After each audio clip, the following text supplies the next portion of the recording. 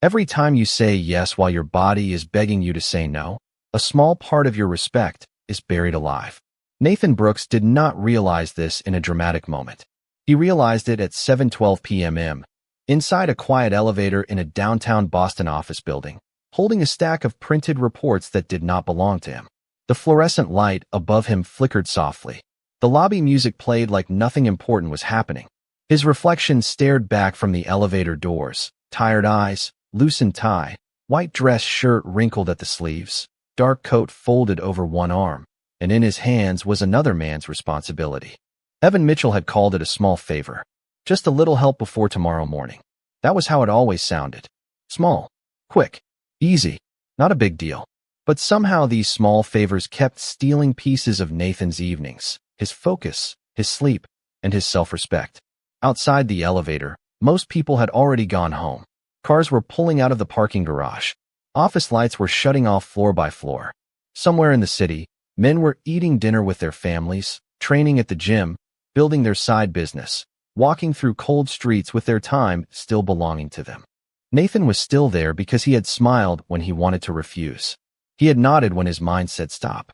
He had accepted work that was not his because he did not want to seem difficult. And that was the moment he saw the funeral clearly. The person being buried was not his body. It was his respect. Not all at once. Not with a speech. Not with a crowd dressed in black. His respect had been lowered into the ground one polite yes at a time. You know this feeling. You are the helpful one. The easy one. The understanding one. The person who does not make things awkward. The person who replies quickly, adjusts quietly, accepts more, forgives faster, and pretends it does not bother you because you have trained yourself to believe that being nice will someday become being valued. But look at the result. Are you respected more, or are you used more? Do they listen to you more, or do they simply ask more from you? Do they treat your time like something rare, or like a spare chair in the corner of the room? This is the cruel trap of being too nice. It does not look like weakness at first. It looks like maturity. It looks like patience. It looks like emotional control. People praise you for it because it makes you easier to manage. They call you dependable while placing more weight on your shoulders. They call you kind while expecting you to swallow inconvenience. They call you easygoing while quietly learning that your boundaries are soft enough to push through. Nathan had heard all those words before. Good guy, team player, reliable, flexible. Those words used to make him feel proud. Now, standing in that elevator with Evan's reports pressed against his chest, they sounded different.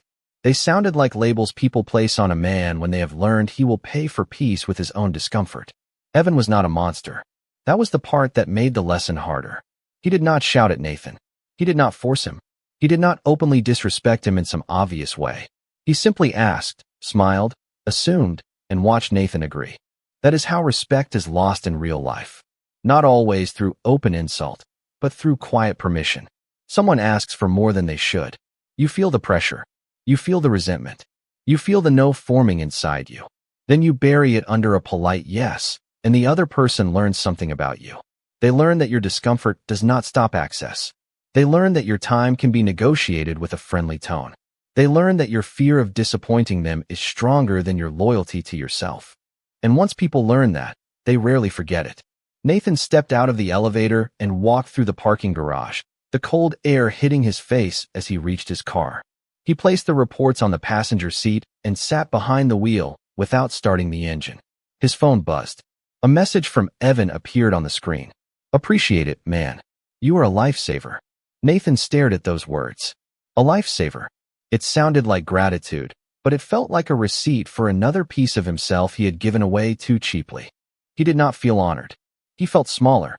And that is when the truth finally arrived without mercy. Being too nice had not made him respected.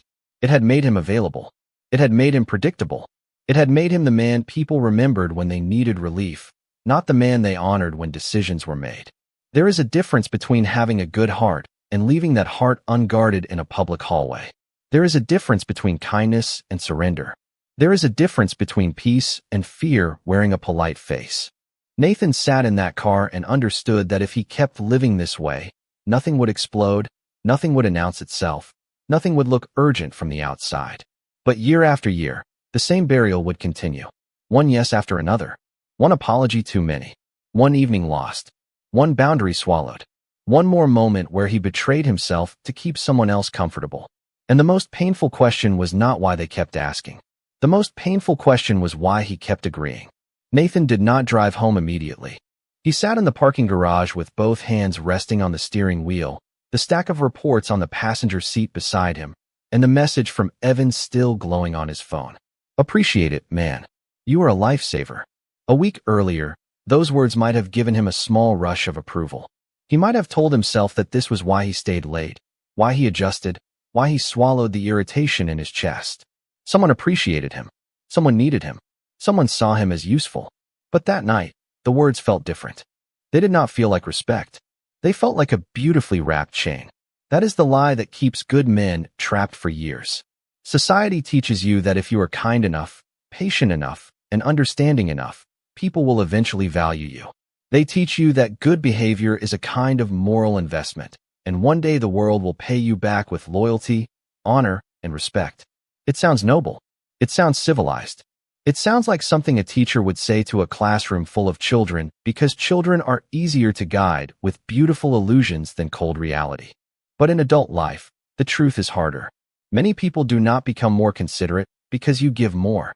They become more comfortable taking. They do not automatically respect your patience. They test how far it goes. They do not always see your silence as maturity. Sometimes they see it as permission. Nathan had built his entire identity around being easy to deal with. He avoided uncomfortable conversations. He softened every refusal until it barely had shape. He apologized before asking for anything. He laughed when jokes made at his expense bothered him. He said it was fine when it was not fine. He told himself he was keeping peace, but the peace he was keeping always seemed to cost him more than anyone else. That is not peace. That is self-erasure dressed in polite clothing. The world will gladly let you disappear if your disappearance makes everyone else more comfortable. This is why the sentence "be a good person" is dangerous when it is not paired with "be a protected person."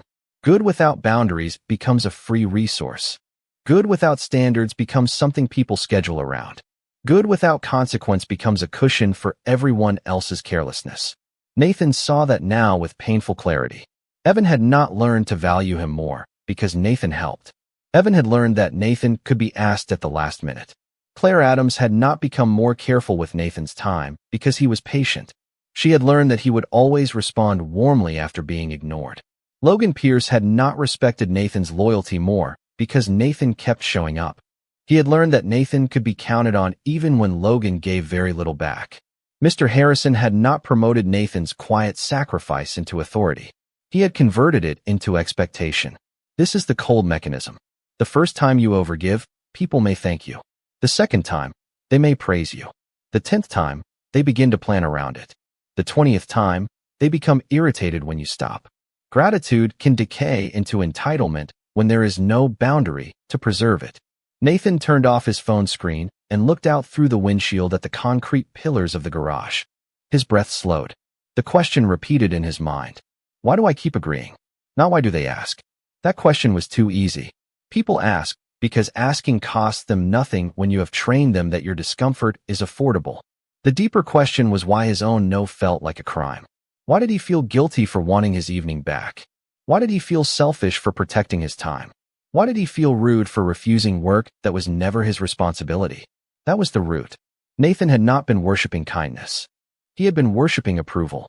He wanted to be seen as good, easy, cooperative, generous, reliable, the kind of man no one could accuse of being difficult. But when your highest goal is to never be difficult, you become easy to control. Anyone with a disappointed face can move you. Anyone with a soft request can bend your schedule. Anyone with a little pressure can push past your limits because you care more about how they label you than how you abandon yourself. Nathan finally started the car and pulled out of the garage into the cold Boston night. The streets were wet from earlier rain, reflecting traffic lights in long red and green lines. As he drove past closed coffee shops and apartment windows glowing above the sidewalk, he felt the weight of the illusion he had carried for years. He had believed respect would arrive if he was good enough. But respect is not delivered to the man who keeps lowering his price. Respect comes when your kindness has a gate, your time has a border, and your yes actually means something because your no is real. Without no, yes is not generosity. It is surrender. Without standards, patience is not strength. It is fear moving quietly. Without limits, being nice does not make you noble. It makes you available. Nathan reached his apartment just after 8 o'clock, carried the reports upstairs, and placed them on his kitchen table. For a moment, he almost opened his laptop to finish Evan's work immediately. The old pattern rose in him like a command. Get it done. Be helpful. Avoid tension. Keep the image clean. But he did not sit down. He stood there in the quiet room, looking at the stack of paper, and understood that this was not just a task. It was a symbol. It was the physical shape of every time he had chosen approval over self-respect. And before he could become a different man, he would have to stop believing the most beautiful lie he had ever been taught, that being endlessly good to people who lack restraint will make them honor you. It will not. It will only teach them where the door is unlocked. Nathan stood over the kitchen table, looking at Evan's reports under the warm light above him. And for the first time, he did not see paper. He saw proof. Proof of every soft yes. Proof of every swallowed boundary. Proof of every moment he had mistaken approval for respect. The apartment was quiet except for the low sound of traffic passing below his window, and that quiet made the truth impossible to avoid. He had not been defeated by cruel people. He had been defeated by his own belief that everyone carried the same conscience he did. That is where Machiavelli enters the room, not as a teacher of evil, but as a destroyer of childish illusions. Machiavelli would not have told Nathan to become heartless. He would have told him to stop placing his heart in the hands of people who had no standard for holding it. There is a brutal difference. The naive man hears this and thinks it means becoming bad. The mature man hears it and understands it means becoming guarded. The world is not filled only with villains and saints. It is filled with people responding to incentives, convenience, pressure, ambition, insecurity, and self-interest. Some people will honor your kindness. Others will quietly build their comfort on top of it. If you cannot tell the difference, your goodness becomes a bridge for people who never intended to cross with respect. Nathan had spent years trying to be the kind of man no one could criticize.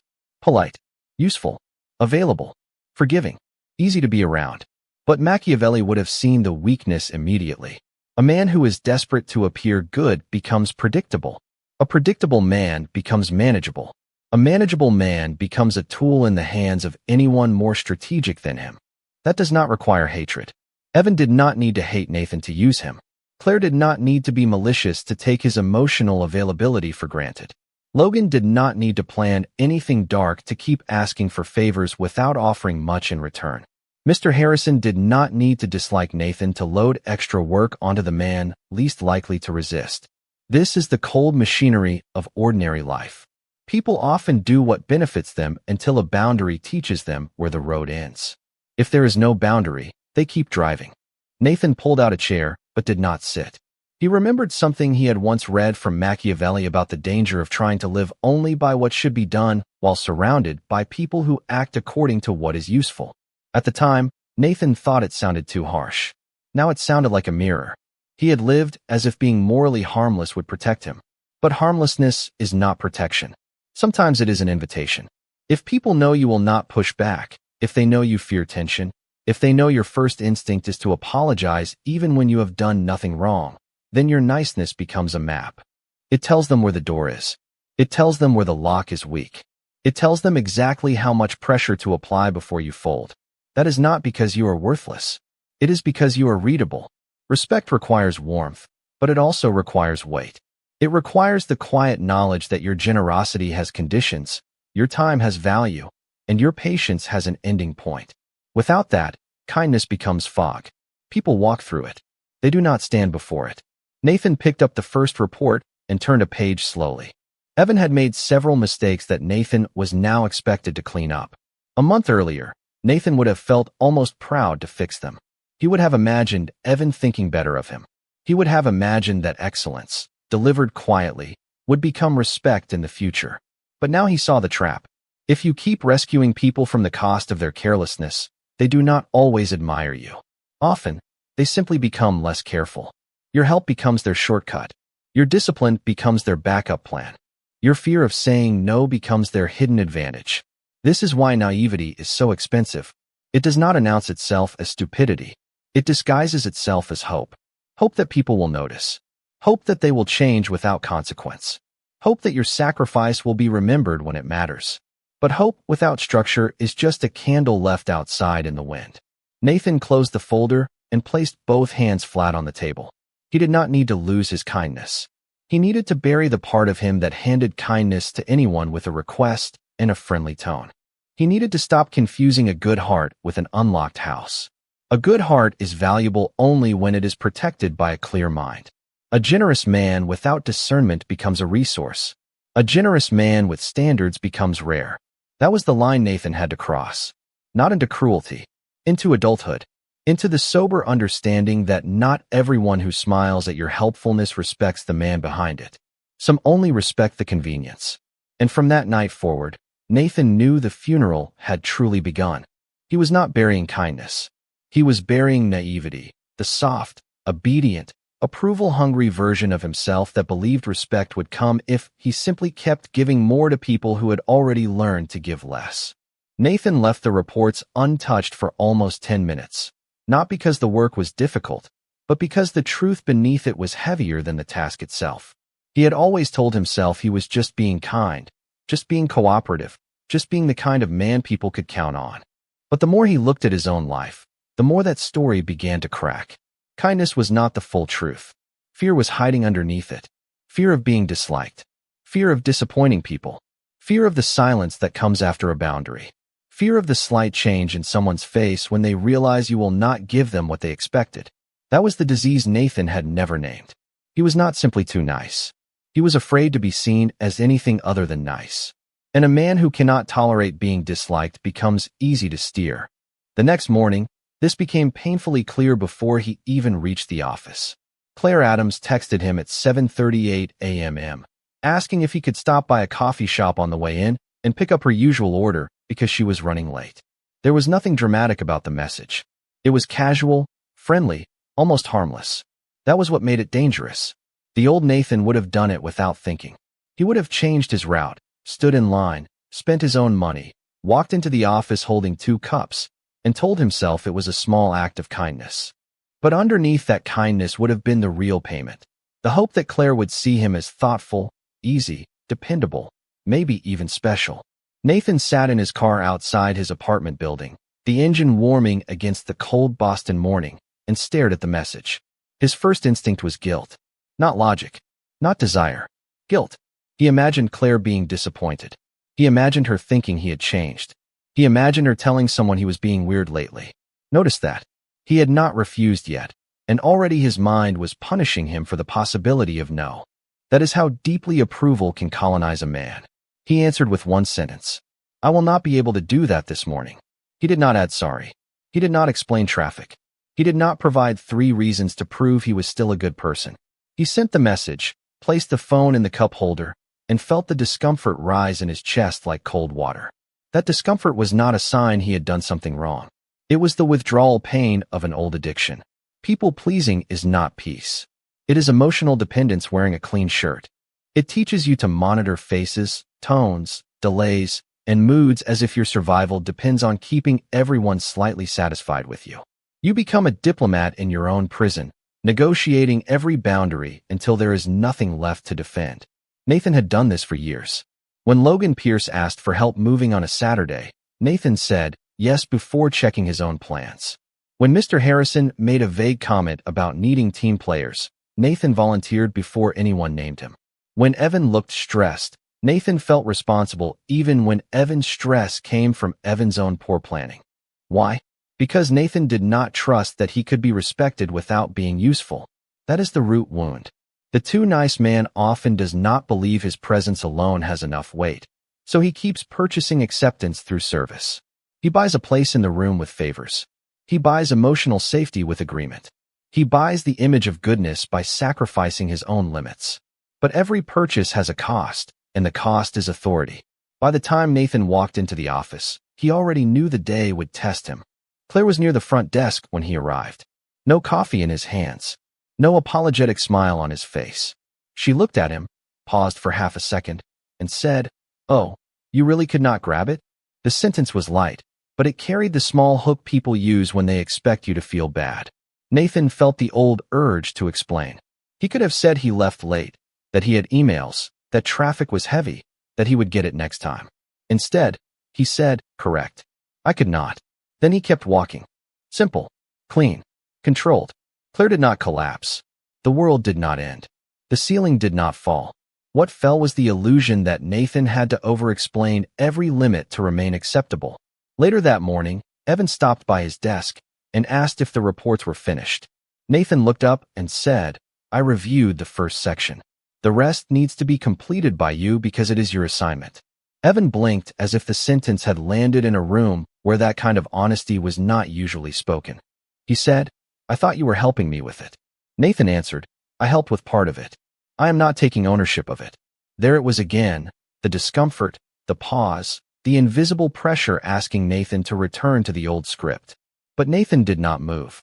This is where respect begins to return, not in applause, but in the moment you survive someone else's disappointment without rushing to fix it. A man becomes powerful when he can let another person be mildly unhappy and not treat it as an emergency. He becomes free when he stops calling fear kindness. He becomes respected when his no longer arrives dressed as an apology. Nathan was beginning to understand that being disliked for having a boundary is not a tragedy. It is a filter. It shows who valued you and who only valued your compliance. By lunchtime, Nathan began to see the 3 traps that had been quietly lowering his position for years, and once he saw them, he could no longer pretend they were small personality habits. They were not harmless. They were the invisible machinery of lost respect. The first trap was the fast yes. This was the reflex that made him agree before his mind had even measured the cost. Evan had used it the night before. Claire had expected it that morning. Logan had benefited from it for years. Someone would ask, Nathan would feel the pressure, and his mouth would open before his standards arrived. Sure, no problem. I can do that. Send it over. That fast yes sounded generous, but it was often fear moving faster than self-respect. A fast yes tells people you are not consulting your own life before giving it away. It tells them your schedule is not a gate, only a hallway. It tells them that their urgency is automatically more important than your capacity. And the moment people learn that you answer before you evaluate, they stop asking with respect. They start asking with expectation. Nathan noticed this when Logan Pierce called during lunch. Nathan was sitting at a small table near the window of a coffee shop across the street from the office, trying to eat a turkey sandwich in peace, when Logan's name appeared on the phone. The old Nathan would have answered immediately, because the old Nathan treated every call like a test of loyalty. This time, he let it ring. He took a bite. He looked out at pedestrians moving through the cold Boston afternoon, and he allowed the phone to go silent. 5 minutes later, a message came in. Bro, quick question. Can you help me move some stuff this weekend? There it was again. Quick question. Small favor. Soft language wrapped around a real cost. Nathan typed slowly. I need to check my weekend schedule before I answer. That sentence was a blade covered in velvet. Not rude. Not cold. Not dramatic. But it ended the fast yes. It gave his mind time to stand at the gate before his fear opened it. The second trap was the soft no. This one was more subtle, because it allowed Nathan to believe he had set a boundary while still leaving the door cracked open for someone to push. Maybe not today, unless it is urgent. I probably cannot, but let me see. I am kind of busy, but send it anyway. These were not true refusals. They were invitations for negotiation. A soft no is what a man says when he wants the dignity of a boundary without the discomfort of enforcing it. People hear that softness. They hear the hesitation. They hear the apology hiding inside the sentence. And if they're used to getting their way with you, they will push because you have taught them that pushback works. Later that afternoon, Evan stopped at Nathan's desk with the same folder from the night before and said, if you could just clean up the last section, that would really save me. Nathan felt the old softness rise. He almost said, I am not sure if I can, maybe after I finish my own work. But he stopped himself. A maybe would become a doorway. A doorway would become pressure. Pressure would become surrender. He looked at Evan and said, no, I am not taking the last section. You will need to finish it. Evan's face tightened slightly, not with outrage, but with confusion. He was hearing a locked door where he expected a curtain. Nathan did not add extra words. That was important. A boundary becomes weaker when you keep decorating it for people who only want to move it. The third trap was over-apology. This was Nathan's oldest habit and the most humiliating one. He had apologized for having limits, apologized for needing rest, apologized for not being available, apologized before making requests, apologized after making requests, apologized when other people were inconvenienced by their own poor planning. Over-apology is not politeness. It is a public confession that you believe your needs are a problem. It teaches people to see your boundary as an offense and your availability as the natural order. At 4 o'clock, Mr. Harrison asked whether Nathan could stay late to help prepare a client packet. The request was delivered calmly, but Nathan knew the pattern. Stay late once, and it becomes proof you can stay late again. He answered, "I have plans after work, so I will not be staying late today." The old words tried to climb out of him. "Sorry. I wish I could. I feel bad. Maybe tomorrow." But he held them back. Mr. Harrison paused and said, "All right, we will have Evan handle it." That was all. No collapse. No catastrophe. Just a limit accepted because Nathan did not present it like a crime. As he left the office at 5:40, the city air felt sharper than usual, but his mind felt clean. He had not become rude. He had become precise. He had not lost kindness. He had removed the discount. Fast yes, soft no, and over-apology had been 3 quiet doors through which people walked into his time, his energy, and his dignity. Now those doors were closing, and for the first time in years, Nathan was not waiting for others to grant him respect. He was building the conditions that made disrespect more difficult to continue. As Nathan walked toward the parking garage that evening, he realized something colder than the air moving between the buildings. People had not been guessing with him. They had been reading him, not in some dramatic, secret way, but through repetition, through tiny observations, through the way he reacted every time pressure appeared. Evan knew that if he sounded stressed enough, Nathan would try to save the situation. Claire knew that if she became slightly disappointed, Nathan would begin repairing the mood. Logan knew that if he said bro and made the favor sound small, Nathan would feel guilty before he even had time to think. Mr. Harrison knew that Nathan did not want to be labeled difficult, so he could place extra responsibility in front of him and wait for Nathan to volunteer himself into exhaustion. That was the uncomfortable truth. A man who is too nice becomes easy to study. His fears become visible. His guilt becomes predictable. His need to be liked becomes a handle other people can grab without asking permission. Nathan reached his car, but did not get in right away. He stood beside it, looking across the rows of parked cars, and thought about how many times he had called himself misunderstood when, in reality, he had been understood too well. People understood that he feared awkward silence. They understood that he hated making others uncomfortable. They understood that he would rather carry resentment alone than risk being seen as selfish. They understood that he would accept an unfair arrangement if it came wrapped in friendly language. That is how the too nice person becomes a control panel. One button is guilt. One button is praise. One button is urgency. One button is disappointment. Press the right one, and he bends. Press another, and he apologizes. Press another, and he gives up his night while telling himself he chose it freely. But if the same button always produces the same response, can you really call that freedom? Nathan got into the car and sat in the dim light of the garage, his hands resting in his lap. His phone buzzed. Logan had replied to the weekend message.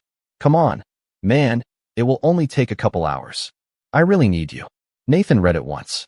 There it was again, the familiar formula. Minimize the cost. Increase the guilt. Make refusal feel like betrayal.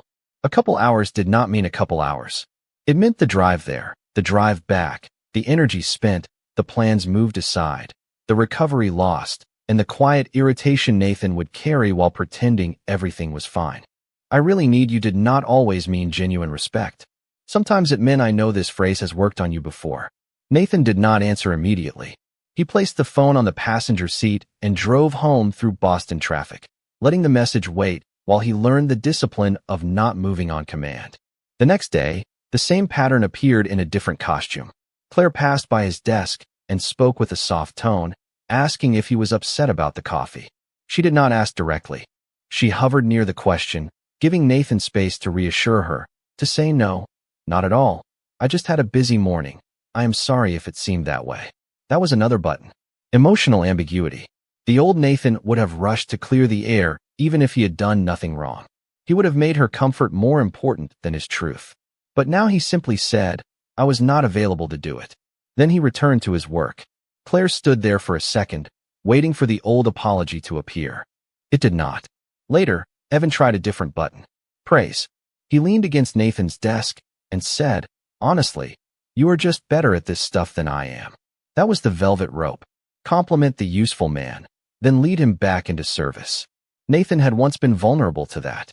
Being praised for competence made him feel valuable, so he would take on the burden to keep the identity. But now he saw the hook under the compliment.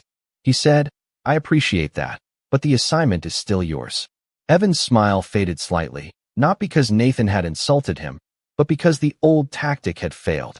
By Thursday, even Mr. Harrison tested the professional button. In the afternoon meeting, he said the team needed flexibility from people who cared about the company's standards. Nathan heard the sentence land near him like bait. Flexible. Team player.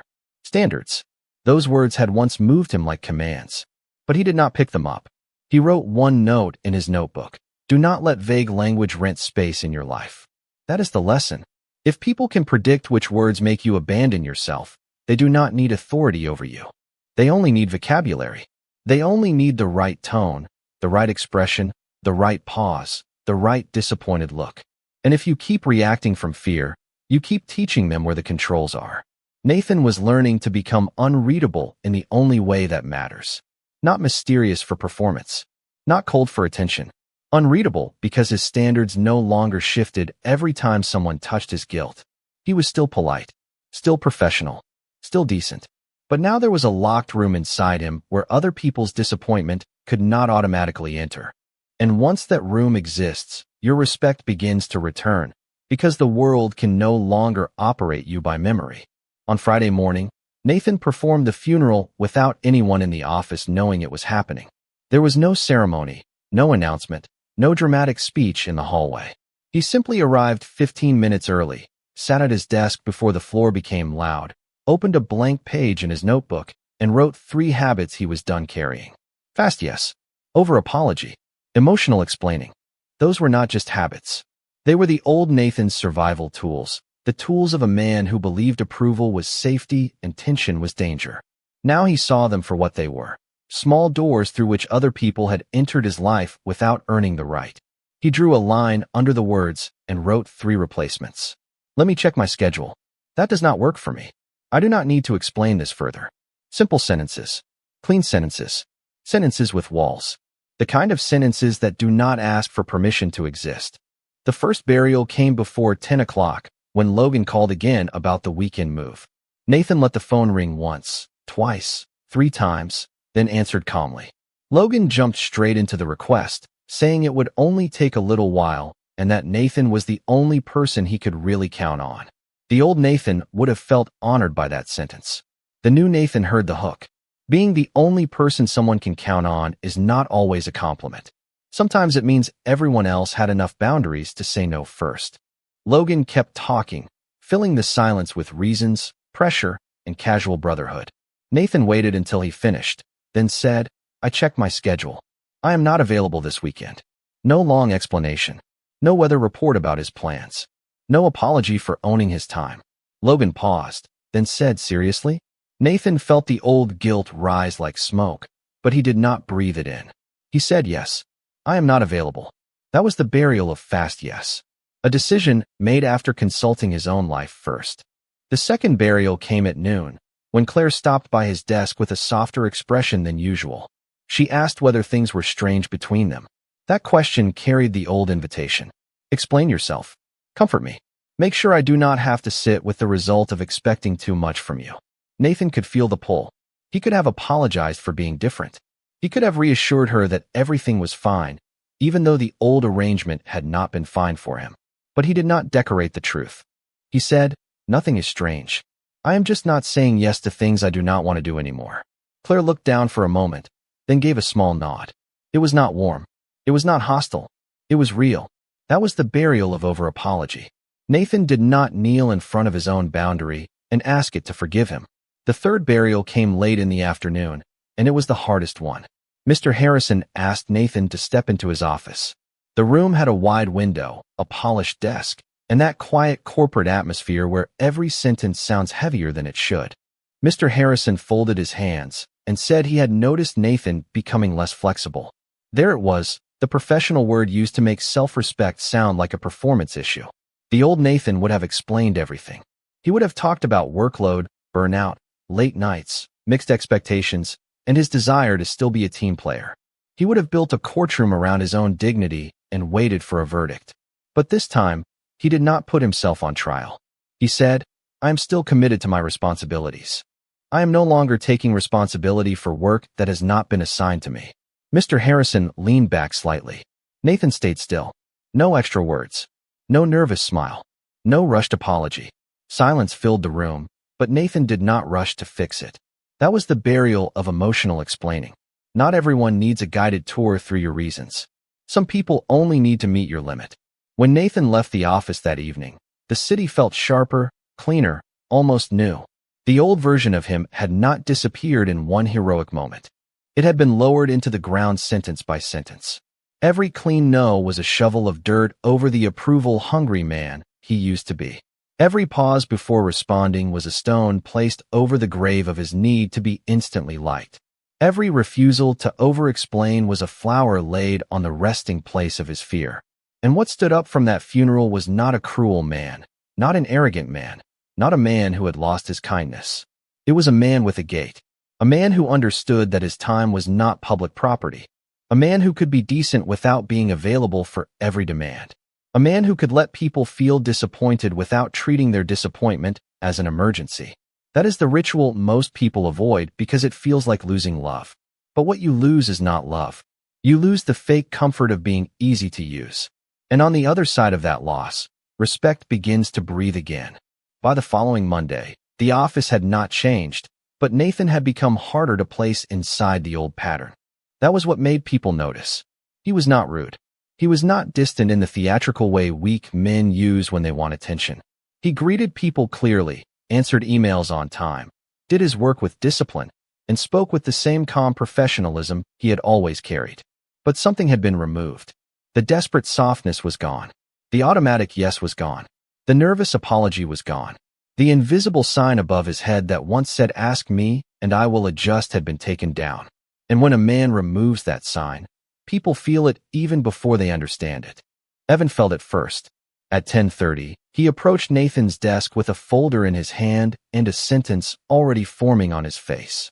A week earlier, Nathan would have leaned forward, opened his schedule, and prepared to be useful before Evan even finished speaking. This time, Nathan looked up without moving toward the folder. Evan said, "I wanted to see if you could take a quick look at this before the client call." Nathan asked one question. "Is this assigned to me?" Evan paused. "Not exactly, but you were good at this." There it was again, praise used as a handle. Nathan did not reject the compliment, and he did not fall for it. He said, "I am focused on my assigned work this morning. You should take it to Mr. Harrison if you need it reassigned." The sentence was polite. It was clean. It left no loose thread for Evan to pull. Evan nodded slowly and walked away, not satisfied, but informed. That was the new Nathan. Kind, but not easy to draft into someone else's emergency. Claire saw it near lunch. She passed his desk and asked if he wanted to join her downstairs for coffee. In the past, Nathan would have treated the invitation like a small chance to recover warmth, to prove nothing was wrong, to return to the comfortable version of himself she knew. But he checked his calendar first, not as an insult, as a standard. He said, "I have 20 minutes. I can go until 12:40. That small limit changed the entire shape of the invitation. Nathan was not refusing connection. He was refusing to enter connection without structure. There is a difference. A man with boundaries does not have to become a locked house with no lights on. He simply stops being an unlocked house where everyone decides how long they will stay. At the coffee shop, Claire was more careful with him. She asked real questions. She did not treat his attention as something already owned. Nathan answered warmly, even smiled, but he did not overextend. When 12:40 came, he stood up and said, "I need to head back." No apology, no excuse, no performance.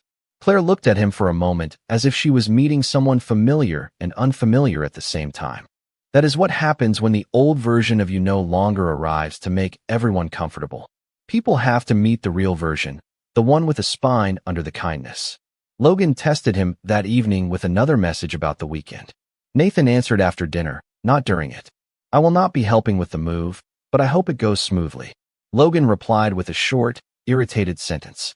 Must be nice to be busy. The old Nathan would have felt the need to defend himself, explain his schedule, remind Logan of past favors, or soften the boundary with another offer. The new Nathan read the message once and placed the phone face down. Not every sentence deserves entrance into your nervous system. Not every guilt trip deserves a ticket into your evening. Some messages are not conversations. They are fishing lines. If you bite, you are dragged back into the old water. Nathan did not bite, and because he did not, the evening remained his. He cooked dinner, took a walk through the cold Boston streets, and let the city teach him something simple. Peace is not found by making everyone approve of you. Peace is found when you stop abandoning yourself to manage their reaction. By Wednesday, even Mr. Harrison began speaking to Nathan differently, more directly, more carefully, less assuming. Not because Nathan had demanded respect in a speech, but because he had stopped behaving like a man whose limits needed permission. That is the strange power of standards. They train the room without begging the room to change. They announce, quietly but unmistakably, that access now has a shape. Nathan still helped when help was appropriate. He still listened when someone spoke with sincerity. He still cared. But now his care had a gate around it. His kindness had weight. His presence felt less like a public bench and more like a room you enter with respect. This is the transformation most people misunderstand.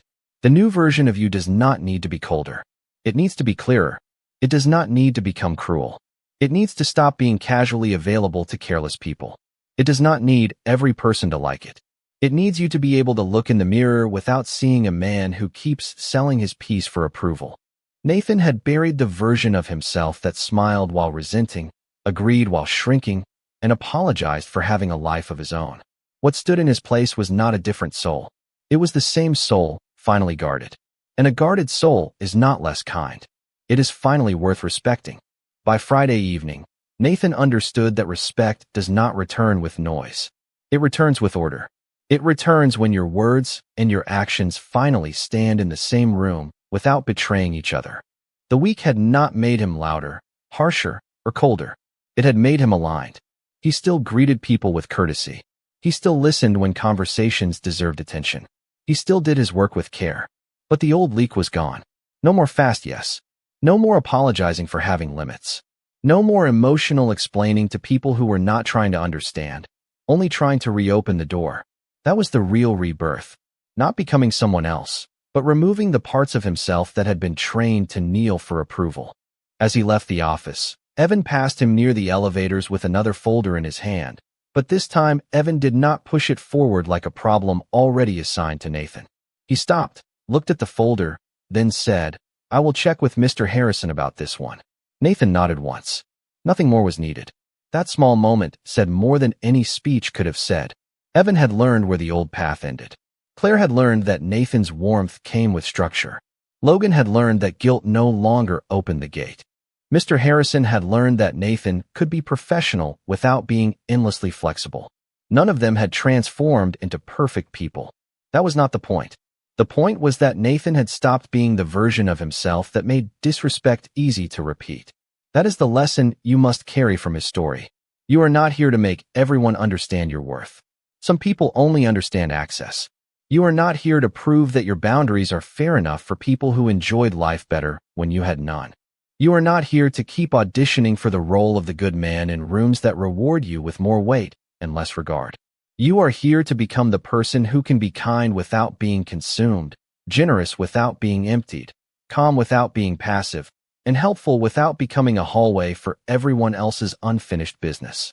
Nathan walked through the parking garage, the same place where the entire realization had started, and this time his hands were empty. No extra reports. No borrowed responsibility. No silent resentment dressed up as maturity.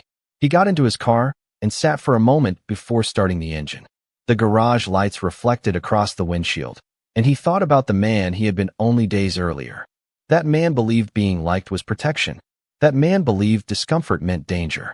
That man believed a disappointed look from someone else was an emergency he had to fix. But now Nathan knew the truth. Disappointment is not always a threat. Sometimes it is just the sound people make when your boundary interrupts their convenience. Let them be disappointed. Let the room become quiet. Let the request hang in the air without rushing to rescue it. Let the person who expected your automatic yes meet your deliberate pause. This is how you stop burying your respect. For the next 7 days, live by a harder rule. Do not agree before checking your real capacity. Do not say sorry when all you mean is no. Do not explain your limit to someone who only wants to negotiate it. Do not trade your evening, your focus, your sleep, your peace, or your self-respect for the temporary comfort of being called nice. Watch who adjusts when your kindness grows a spine. Watch who becomes irritated when your access gains a door. Watch who respects the new standard and who only misses the old convenience. That difference will show you more truth than 1,000 conversations. Nathan drove home through the Boston night with the city moving around him in clean lines of headlights and glass. He did not feel victorious in the shallow way people imagine victory. He felt steady. That is better. Victory often depends on someone else noticing. Steadiness belongs to you. He reached his apartment, hung his coat by the door, and stood in front of the mirror for a few seconds. He did not see a perfect man. He saw a guarded one. A man who had finally stopped calling fear kindness. A man who had buried the version that smiled while shrinking. A man who could still give, but no longer from the need to be chosen. That night, Nathan made a private oath, not loud enough for the world, but clear enough for the part of him that had survived too long on approval. My kindness will have limits. My yes will have weight. My no will have dignity. My time will not be treated like public property.